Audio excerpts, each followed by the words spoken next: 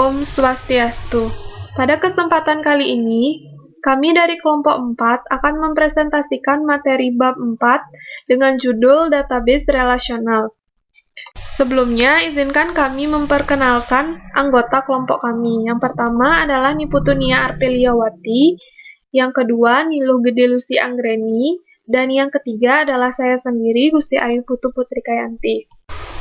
Adapun pembahasan dalam materi ini terdiri dari pendahuluan, file versus database, gudang data untuk bisnis intelijensi, keunggulan sistem database, pentingnya data yang baik, sistem database, database relasional, dan yang terakhir adalah sistem database dan masa depan akuntansi. Pendahuluan. Database relasional mendasari sebagian besar sistem informasi akuntansi modern terintegrasi. Pada pembahasan kali ini, mengidentifikasi database dengan menekankan pemahaman struktur database relasional. Selanjutnya adalah file versus database. Database adalah seperangkat koordinasi beberapa file data terpusat yang saling berhubungan yang disimpan dengan sedikit mungkin kelebihan data. Database menggabungkan catatan yang sebelumnya disimpan dalam beberapa file terpisah ke dalam kelompok umum yang melayani berbagai pengguna dan aplikasi pengolah data. Database dikembangkan untuk menempatkan prolisensi file induk. Berikut ini adalah skema elemen-elemen dasar hierarki data. Dalam database, ada istilah sistem manajemen database atau database management system yang disingkat dengan DBMS. DBMS merupakan program yang mengelola dan mengendalikan data serta menghubungkan data dan program-program aplikasi yang menggunakan data yang disimpan dalam database. Selanjutnya ada administrator database atau database administrator yang disingkat dengan DBA. DBA ini adalah seseorang yang bertanggung jawab untuk mengordinasikan, mengendalikan, dan mengelola database. Selanjutnya, menggunakan gudang data untuk bisnis intelijensi. Gudang data atau data warehouse adalah salah satu atau lebih database yang berisi data mendetail dan diringkas untuk beberapa tahun yang digunakan dalam analisis, bukan untuk pemrosesan transaksi. Gudang data tidak menggantikan database pemrosesan transaksi. Mereka saling melengkapi dengan memberikan dukungan untuk pembuatan keputusan yang strategis. Ada dua teknik utama yang digunakan dalam bisnis intelijensi, yaitu pemrosesan analytical online dan penggalian data.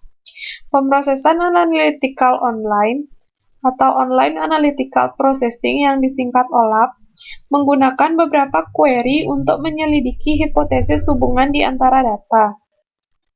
Sedangkan penggalian data atau data mining menggunakan analisis statistik yang canggih untuk menemukan hubungan yang tidak dihipotesiskan dalam data.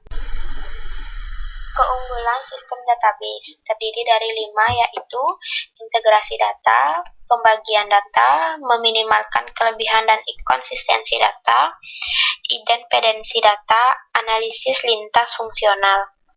Integrasi data merupakan beberapa file induk digabungkan ke dalam kelompok-kelompok data besar atas yang diakses oleh banyak program aplikasi. Pembagian data merupakan data yang terintegrasi lebih mudah dibagi dengan pengguna sah. Meminimalkan kelebihan dan konsistensi data merupakan item-item data yang biasanya hanya disimpan sekali, maka kelebihan dan konsistensi data dapat diminimalkan. Independensi data merupakan data dan program-program yang menggunakannya independen satu sama lain, masing-masing dapat diubah tanpa mengubah lainnya. Analisis lintas fungsional merupakan hubungan seperti antara biaya penjualan dan kampanye promosi, dapat secara eksplisit didefinisikan dan digunakan dalam mempersiapkan laporan manajemen. Kemudian, pentingnya data yang baik terdiri dari 2, yaitu Sebuah perusahaan mengirimkan separuh katalog surat pesanannya ke alamat yang salah. Manajer pada akhirnya menyelidiki volume besar retur dan keluhan pelanggan. Yang kedua, Valparaiso, Indiana menggunakan database country untuk mengembangkan tarif pajaknya. Setelah memberitahukan pajak dikirimkan, kesalahan besar akan ditemukan.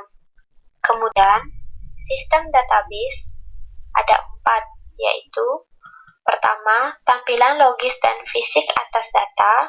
Kedua, skema. Ketiga, kamus data. Keempat, bahasa DBMS. Kemudian, yang pertama, tampilan logis dan fisik atas data. Pada sistem yang berorientasi file, pemrograman harus tahu lokasi fisik dan layout catatan. Layout catatan adalah dokumen yang menunjukkan item-item yang disimpan dalam file, termasuk urutan dan panjang file data serta tipe data yang disimpan dalam piutang. Yang kedua, skema. Skema adalah deskripsi elemen-elemen data dalam database, hubungan di antara mereka dan modal logika yang digunakan untuk mengelola dan menjelaskan data. Yang ketiga, kamus data atau data dictionary merupakan kamus yang berisi informasi mengenai struktur database. Berikut ini contoh tabel dari kamus data. Selanjutnya ada bahasa DBMS. DBMS memiliki beberapa bahasa. Adapun beberapa bahasa tersebut antara lain, yang pertama ada bahasa definisi data atau Data Definition Language, atau bisa disingkat dengan DDL. Bahasa ini membangun kamus data, membuat database, menjelaskan tampilan logis setiap pengguna, dan merinci catatan atau hambatan keamanan file. Yang kedua ada bahasa manipulasi data atau Data Manipulation Language, atau bisa disingkat dengan DML. Bahasa ini mengubah isi database termasuk membuat, memperbarui, menyisipkan, dan menghapus elemen data. Yang ketiga ada bahasa query data atau Data Query Language, atau bisa disingkat dengan DQL. Adalah bahasa level tinggi seperti bahasa Inggris yang berisi perintah kuat dan mudah digunakan, yang memungkinkan pengguna untuk mengambil, menyortir, memesan, serta menunjukkan data. Kemudian ada database relasional. Model data atau data model adalah representasi abstrak konten-konten database. Model data relasional atau relational data model adalah tabel 2 dimensi representasi data. Setiap baris merepresentasikan entitas khusus atau catatan, dan setiap kolom adalah file tempat catatan atribut disimpan. Di dalam database relasional terdapat yang pertama ada tipe-tipe atribut. Database relasional memiliki 2 tipe atribut, yaitu kunci utama atau primary key dan kunci asing atau foreign key. Kunci utama atau primary key adalah atribut database atau kombinasi atribut yang secara khusus mengidentifikasi setiap baris dalam tabel. Yang kedua, kunci asing atau foreign key adalah atribut dalam tabel yang juga merupakan kunci utama tabel lain dan digunakan untuk menghubungkan 2 tabel. Yang kedua ada membuat desain database relasional untuk SNS dan INC. Dalam sistem akuntansi manual, SNS akan mengambil informasi penjualan pada faktur penjualan pracetak yang memberikan tampilan logis dan fisik data yang dikumpulkan. Ada beberapa cara untuk menyimpan informasi, yaitu yang pertama, menyimpan semua data dalam satu tabel seragam. Pendekatan ini memiliki 2 kerugian. Yang pertama, ia menyimpan banyak kelebihan data, dan yang kedua, beberapa masalah akan terjadi ketika data faktur yang disimpan dalam tipe-tipe tabel ini. Yang kedua, ada memvariasi jumlah kolom, adalah dengan mencatat faktur penjualan dan data pelanggan sekali, dan menambahkan kolom tambahan untuk mencatat setiap item yang dijual. Yang ketiga ada solusi. Solusinya adalah seperangkat tabel. Permasalahan penyimpanan alternatif di atas dapat diselesaikan menggunakan database relasional yang terstruktur dengan baik.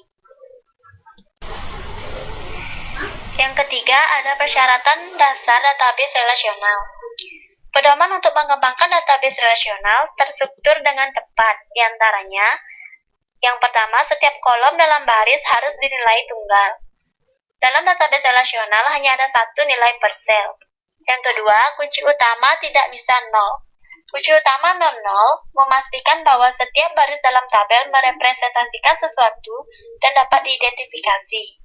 Yang ketiga, kunci asing jika bukan nol harus memiliki nilai yang sesuai dengan nilai kunci utama pada tabel lainnya. Yang keempat, semua atribut dan kunci dalam tabel harus menjelaskan karakteristik objek yang mengidentifikasi berdasarkan kunci utama. Yang keempat, terdapat dua pendekatan untuk mendesain database antara lain. Yang pertama ada normalisasi atau normalization. Dimulai dengan mengasumsikan bahwa segala sesuatu awalnya disimpan dalam satu tabel besar.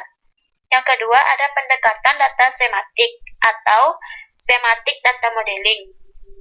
Pendesain menggunakan pengetahuan atas proses bisnis dan kebutuhan informasi untuk membuat diagram yang menunjukkan apa yang dimaksudkan dalam database. Yang kelima ada membuat query database relasional. Untuk mengambil data yang disimpan pengguna akan menanyai database. Ada dua cara untuk menanyai database, yaitu membuat pertanyaan atau query dalam tampilan desain tombol query design atau menggunakan wizard dengan tombol query wizard. Yang terakhir ada sistem database dan masa depan akuntansi. Sistem database memiliki potensi untuk mengganti pelaporan secara eksternal. Waktu dan usaha yang dapat dipertimbangkan baru-baru ini diinvestasikan dalam mendefinisikan bagaimana perusahaan dapat meringkas dan melaporkan informasi akuntansi ke pengguna eksternal. Di masa depan, perusahaan dapat membuat salinan database keuangan perusahaan yang tersedia untuk pengguna eksternal laporan keuangan tradisional. Keuntungan signifikan dari sistem database adalah kemampuan dalam membuat query ad hoc untuk menyediakan informasi yang dibutuhkan pada pembuatan keputusan. Baik, sekian presentasi dari kelompok kami. Kami ucapkan terima kasih.